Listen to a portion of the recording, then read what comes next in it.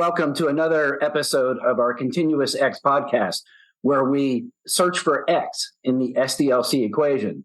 I'm here with my co-host, Mike Fitzurka, and our guest today is Dr. Sherry Bennett. Dr. Bennett is with TD SYNNEX Public Sector, and she's our Chief Data Officer. Welcome, Sherry. Welcome. Well, thank you. It's good to be here. I've been waiting for my invitation to talk to you guys. Well, definitely welcome. I've been talking about AI and machine learning for a few years now, but it's mainly been around sort of low-level task-based like recommendation engines or fraud detection.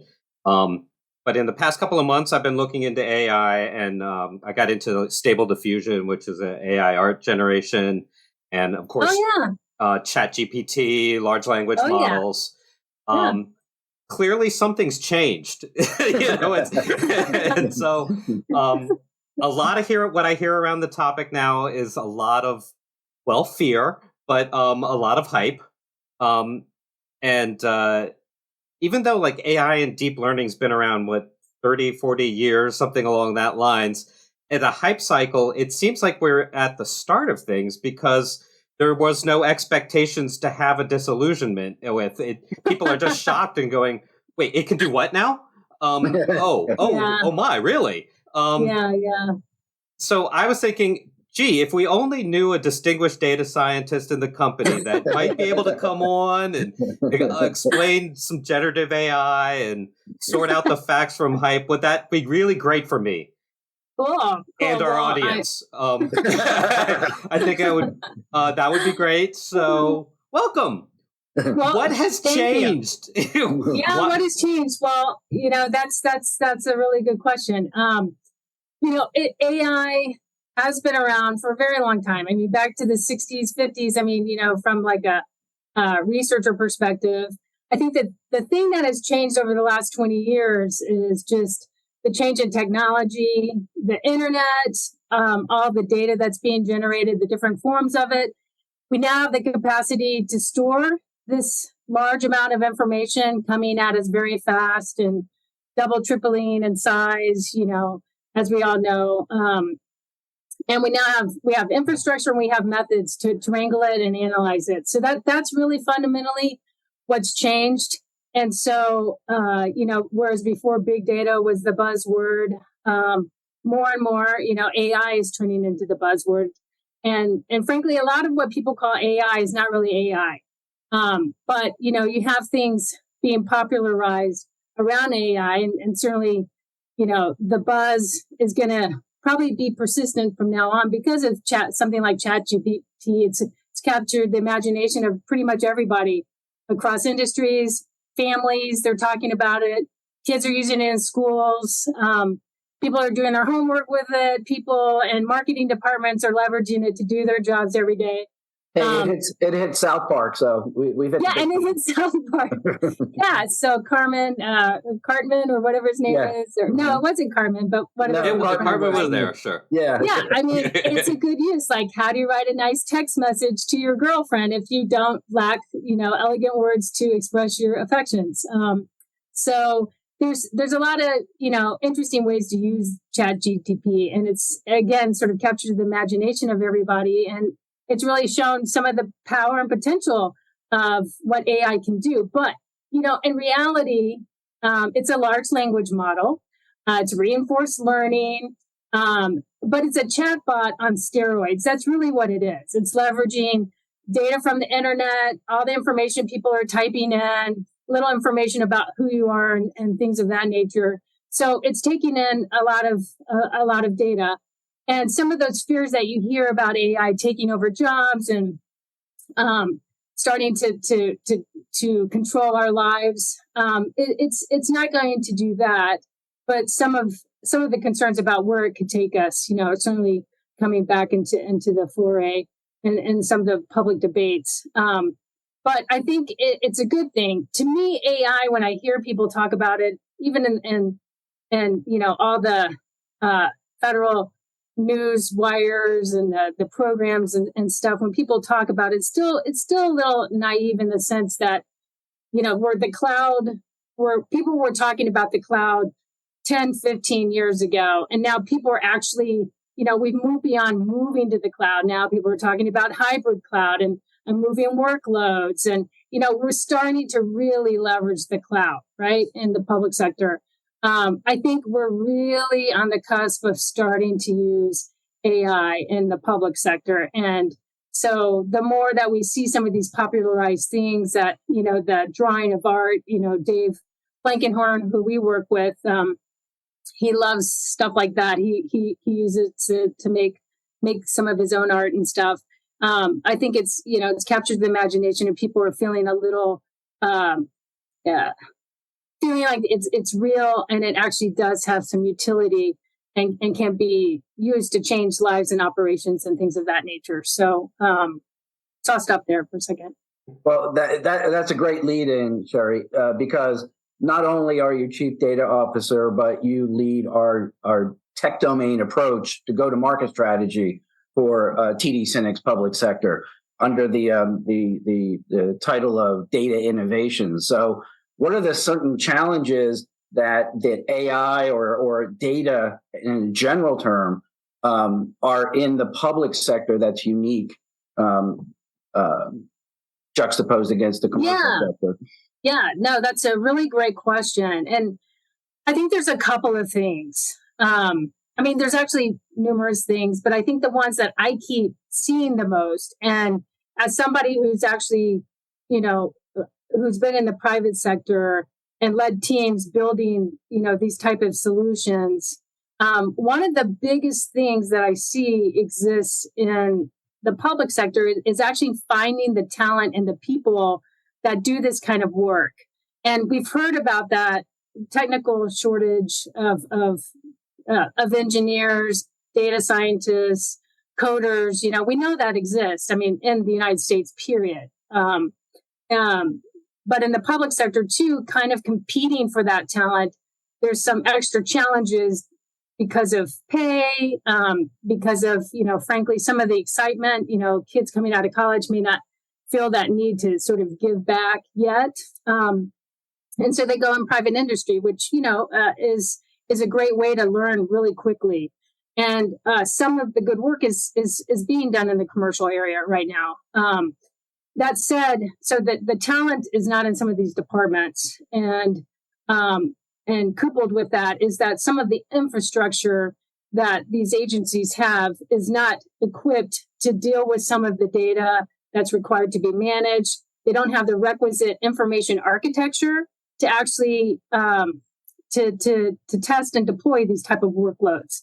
Now, what we are seeing is there's a lot of piloting and proof of concepts going on. So, the DoD is in some ways light years above our federal civilian brothers and sisters, if you will, those agencies. They're doing a lot, and the intelligence community, the intelligence community has been doing work in this area for a long time. But the federal civilian agencies just have a lot of catching up to do, I would say. So one of the things that we're trying to do at TD SYNNEX and within my area is try to build up an ecosystem of partners that actually focus on this work. There's thousands, tens of thousands of partners out there, right? Value-added distributors, resellers, and who are technologists who deploy and sell all types of technology. But there actually is not a huge number of those that actually focus on AI type projects and solutions. So what we're trying to do is identify those partners. We're building a program to help accelerate these type of solutions in the public domain, public sector space. And doing that has been very interesting on a number of dimensions, because a lot of these partners, some of them say that they do this type of work, but they don't really actually do this type of work. And so we have started to develop a framework to identify kind of the maturity, if you will, of some of these partners. Many of them the total addressable market, right, is super huge. And so, of course, they want to play in this space. Right. And we want to help them play in this space. So there's there's an assessment model that we've sort of come up with to sort of, very basic, but to say, okay, what kind of work are you doing? Okay, you're here and you want to be able to do this type of work, like really deploy, a computer vision solution from soup to nuts that's, just rocking and rolling all on its own. What's the gap there, and how can we help you bridge that gap through some enablement, some training, introductions and to new solutions, get training on their team, help them identify resources to hire internally that can help them do this type of work.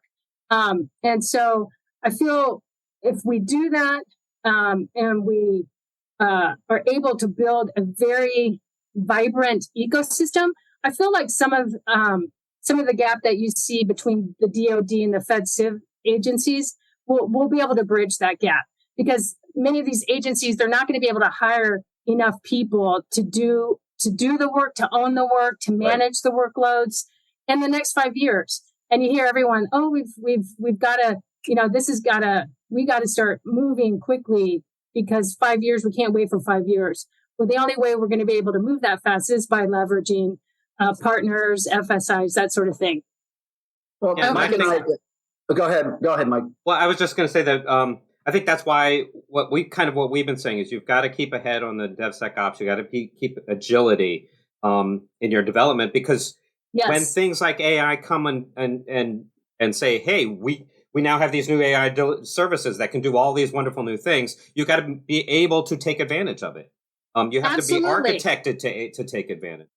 So that's where I think our two tech spheres kind of merge, or that's a little sliver gray area where, like, how do I use AI in my dev environment? You're absolutely, Mike. They dovetail. They are really one and the same at some level. I mean, I'd like to distinguish, between what Rick and I do, what you guys do and I do. I mean, it is sort of like there's an operational need. There's some process. There's a business issue, right? And you need a solution. You need to automate it. You need to leverage data to create a product, whatever, overhaul that process. And so you might build the model, whatever it might be. There's different forms of AI that can be leveraged. It doesn't have to be AI. It could be a model of a recommendation engine, whatever. But in order to test and deploy that, you have to have that type of development cycle, and that needs to be embedded, into your organization. And that's that type of criterion realization, it makes the hurdles to being able to do this type of work even more so. So I do think these partners we're looking at and building this ecosystem, they're going to be playing in the DevSecOps space as well, more than likely. Because every time you need to, recalibrate a model, the testing, performance, all of that, you have to cycle through all of that again. Right. So, it's like code. You got to run through tests. You got to run through analysis. That's precisely what I was going to say. That this doesn't change anything in terms of getting a workload out into production. You have to make sure it's accurate, it's functional, it's responsive. All these things. There's nothing different than creating a customized application. You're just doing it with a model. Exactly. Making sure it's accurate. Yeah, and securing the data pipelines. Yep. Right? All of that. I mean, and then we bring in Don's domain with cybersecurity. Got to make sure it's all about the data. Yeah, it's all about the data. A million times. It's always about the data. But yeah, it's true. I mean, a lot of our clients who are OEMs and ISVs, the moving data to the edge, computation at the edge, it's very complex. And so I hope that, the work we're doing and some of the programs we're building, Rick, that we are able to shed some light on the path to get there and make it easy for agencies to get the solutions they need, and make it easy for our partners to get out there and help, deliver solutions in the public sector space. And I think in the solution space, it's, we can bring a cacophony of technical providers, technology providers, which I think at this stage in both of our spheres are needed. There's no one killer app. It has to be a symphony of components that can make a workable system. I like symphony over cacophony. Okay. Cacophony's just noise. Yeah, you want different instruments all playing in sync, and exactly. Yeah, more pleasant on the ears.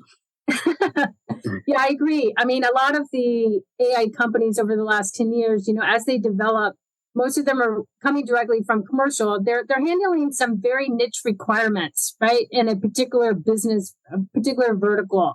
And then, it's like, hey, wow, we could apply this in this area over here, right? And then at some point, somebody tells them about the large market that is the public sector space. And then, of course, they want to, hey, let's see what's there. And that's fine. It is interesting to see some of the smaller companies get acquired by some of the big guys and be enveloped into their solutions. But I think for a very long time, you're going to see some of these within the AI space, just smaller companies that they do something really well. They may build out their product to manage data. They may build it out to do a little deployment. But really the core niche of what they do is whatever that AI specialization is that they're focused on. Terrific. Well, Sherry, we can't thank you enough. We could go on for hours about this. It's such a great topic, and appreciate your listeners and your time and attention. And Sherry, thank you so much for your time. I'm sure this is the first of many sessions we'll have with you and expand this topic. So thank you. Well, thanks. It's been fun talking to you guys. And you solved a little bit of X in the SDLC equation.